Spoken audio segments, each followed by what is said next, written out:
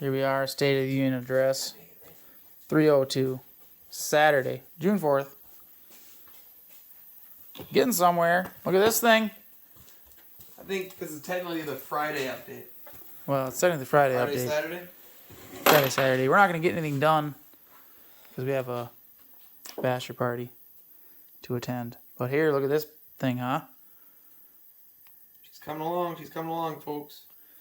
The Napa rebuild coming at you live here, folks. Napa rebuild. Hopefully she runs real good. Thanks a lot, Napa.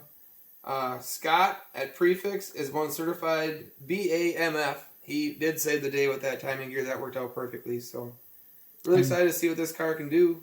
And push rods.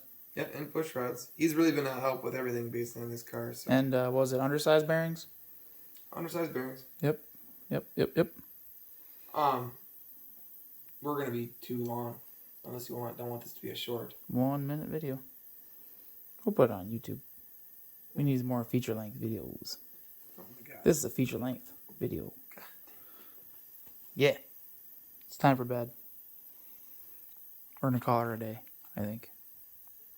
Only a few more days to go.